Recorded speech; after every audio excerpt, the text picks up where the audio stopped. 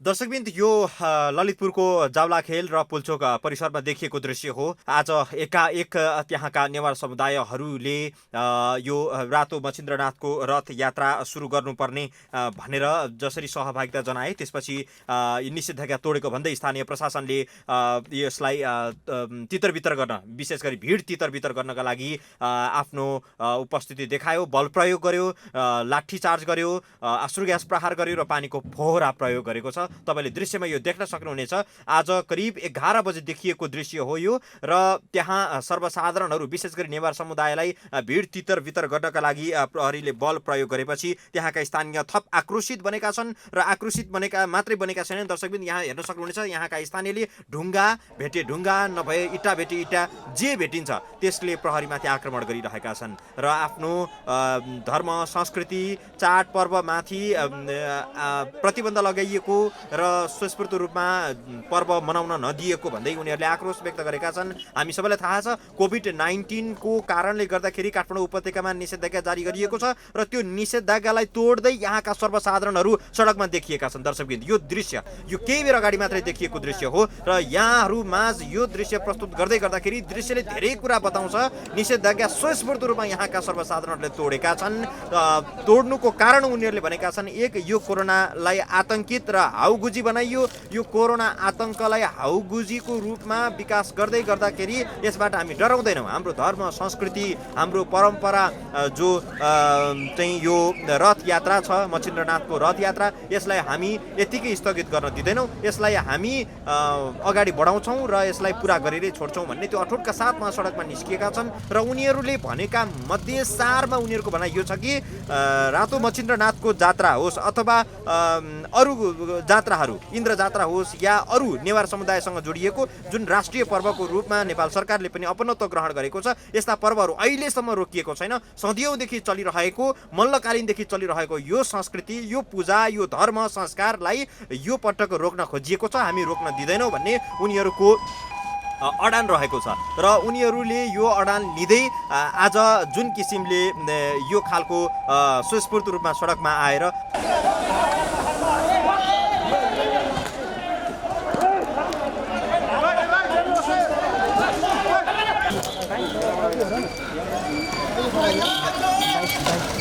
मैले खिचिरहेको छु।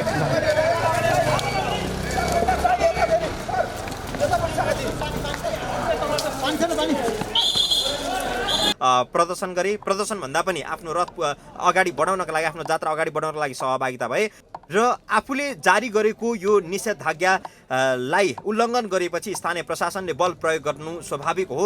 र यहाँ देख्न सक्छौँ नेपाल प्रहरी, सशस्त्र प्रहरीको ठुलो फोर्स यहाँ उपस्थित रहेको छ र आफूले आफ्नो बल प्रयोग गरेको छ प्रहरीले, स्थानीय प्रशासनले। तपाईँ देख्न सक्नुहुन्छ पानीको फोहरा प्रयोग भइरहेको छ, अश्रु ग्यास प्रहार भइरहेको छ र प्रहरीहरूमाथि नै जाइ लागेका छन् यहाँका स्थानीय। एक प्रकारले भन्ने हो भने नेवार समुदायसँग विशेष रूपमा यो सम्बन्ध जोडिएको कारण, यो पर्व जोडिएका कारण नेवार समुदायको उल्लेख्य सहभागिता हुनु स्वाभाविक हो र उनीहरू यसरी यहाँ सहभागी हुँदै गर्दाखेरि यसको नेतृत्व कसैले लिएको देखिन्न। केही बेर अगाडि हामीले प्रमुख जिल्ला अधिकारी, ललितपुरका प्रमुख जिल्ला अधिकारी नारायण प्रसाद भट्टसँग कुराकानी गर्दाखेरि पनि यसको नेतृत्व कसैले गरेको देखिएको छैन। यसकारण यो भिड नियन्त्रण गर्न हामीलाई के असहज भएको छ, तर जसरी पनि नियन्त्रण गरेर छाड्छौँ भनेर उहाँले भन्नुभएको थियो। जानकारी गराउँ दर्शकबिनहरूलाई, यो जुन दृश्यमा देखिएको रातो मच्छिन्द्रनाथको रथ छ, यो रथ निकै अग्लो छ र यो रथ हरेक वर्ष यही तिथिमा यहाँका नेवार समुदायहरूले पर्वको रूपमा अगाडि बढाउने गर्दछन्, रथ यात्रा गर्ने गर्दछन् र यसको विसर्जन गर्ने गर्दछन्। यस पटक भने यो कोभिडका कारण, त्यसमाथि पनि स्थानीय प्रशासनले लगाएको निषेधाज्ञाका कारण स्थगित हुने अवस्था आइसकेपछि उनीहरू स्वस्फूर्त रूपमा सडकमा निस्किएका छन् र रथ यात्रालाई अगाडि बढाउने प्रयत्न गरिरहेका छन्। दुई वा त्योभन्दा बढी मानिसहरू एकै ठाउँमा धेरै समयसम्म हेलमेल नहुनु, सहभागी नहुनु भन्ने स्थानीय प्रशासनको निर्देशन छ। स्थानीय प्रशासनले एउटा बुदामा स्पष्ट रूपमा भनेको छ, कुनै पनि जात्रा, मठ मन्दिरमा लाग्ने मेला, महोत्सव या त्यस्ता खालका पर्वहरू मानिस भेला भएर हुने कुनै पनि गतिविधि नगर्नु भन्ने स्थानीय प्रशासनको निर्देशन छ। यो एउटा बुदामा स्पष्ट रूपमा लेखिएको छ। तर त्यो बुदालाई यहाँका समुदायले सम्पूर्ण रूपमा उल्लङ्घन गरेका छन् अथवा यसलाई अस्वीकार गरेका छन् र सडकमा निस्किएका छन्। कतिपयको मुखमा मास्क समेत छैन अथवा यहाँ शारीरिक दूरीको त परको कुरा, मुखमा मास्क पनि नलगाइकन सडकमा निस्किएका छन्। यसको अर्थ यो पनि हो कि जात्रा सञ्चालन गर्नुपर्छ भन्ने मात्रै उनीहरूको मूल उद्देश्य छैन। कोभिडलाई बढी आतंकित बनाइयो र यसलाई तोड्नुपर्छ, समय यही हो, यो एउटा न्यू पनि हो अथवा यो बहाना पनि हो भन्ने तवरबाट अथवा त्यो दृष्टिकोणबाट सडकमा यी मानिसहरू सहभागी भएको प्रष्टै देखिएको छ।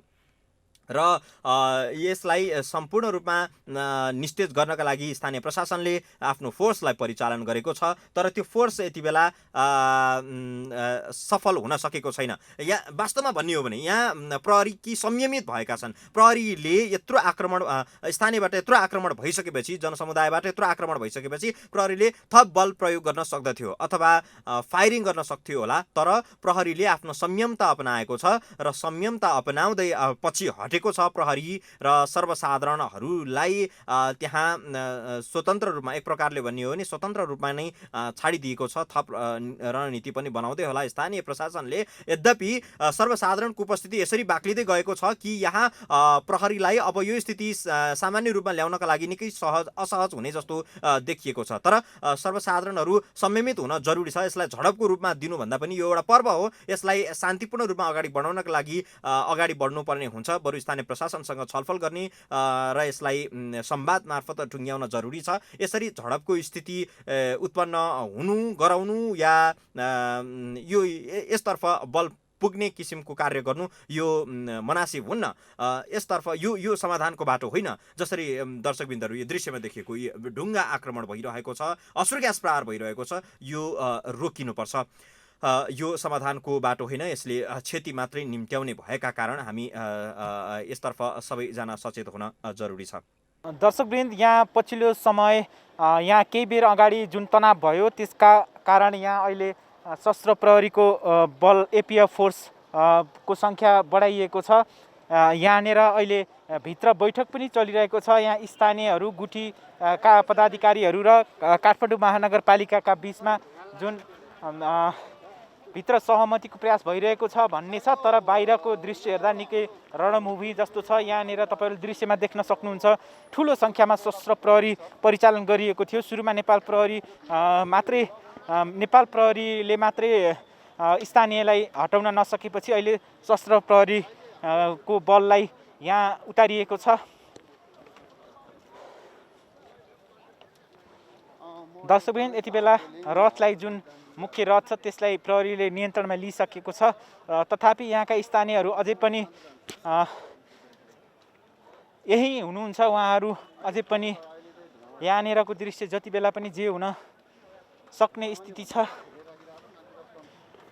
यहाँका पछिल्लो समय कोभिड-19 लाई बढी हाउगुजी बनाइयो। यसलाई यति धेरै अतिरञ्जित गरिनुहुन्न अथवा यसलाई आतङ्कको रूपमा विकास गर्नुहुन्न भन्ने मानिसहरूको अथवा त्यो समुदायको पनि सङ्ख्या वृद्धि हुँदै गर्दाखेरि यो एउटा सरकारको लागि एउटा सन्देश पनि हुनसक्छ। मानिसहरू कति धेरै आक्रोशित बनिसकेका छन् भन्ने विषय।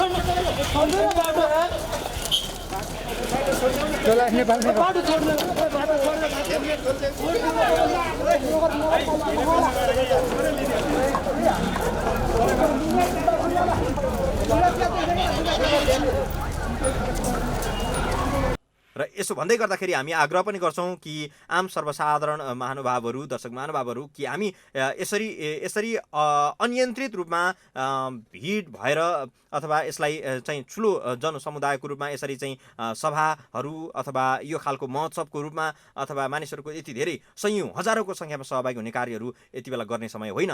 कोभिडको बारेमा अझै धेरै कुराहरू बुझ्न बाँकी छ, अथवा यो हाउगुजी मात्रै हो या होइन भन्ने कुराहरू अझै धेरै कुराहरू अन्यलमै रहेका कारण आवेशमा आएर अथवा यसलाई कसैले भनेको सुनेको आधारमा नै यसलाई नजरअन्दाज गरिने विषय यति बेला होइन, त्यो समय होइन। यसमा संयमित हुनुपर्छ। स्थानीय प्रशासनलाई अथवा सरकारलाई ध्यानाकर्षण गराउने अथवा स्थानीय प्रशासनले गर्नुपर्ने के कार्य हो त्यसतर्फ ध्यानाकर्षण गराउने कार्य गरिन जरुरी छ। तर यति धेरै मानिसको सङ्ख्यामा भिड हुनु अनि त्यो भिड यसरी अनियन्त्रित हुनु यो स्वाभाविक होइन। अझ झडप र यस्ता खालका जो आक्रमण प्रत्याक्रमणको कुराहरू दृश्यहरू देखिराखेको छ, यस्ता खालका घटनाहरू हुँदैन। केही ट्राफिक प्रहरीहरू घाइते भएका छन्, केही प्रहरी जवानहरू घाइते भएका छन् र केही सर्वसाधारणहरू पनि जो प्रहरीको विरोध गर्दै सडकमा उत्रिएका छन् अथवा आफ्नो जात्रालाई अगाडि बढाउन पाउनुपर्छ भन्दै नारा जुलुस गर्दै सडकमा निस्किएका छन्, उनीहरू पनि केही घाइते भएको छ। घाइतेहरूको विवरण तत्काल केही आएको छैन। यद्यपि प्रहरीले संयमता भने निकै अपनाएको छ दर्शकबिन, त्यो दृश्यमा देख्न सक्छौँ।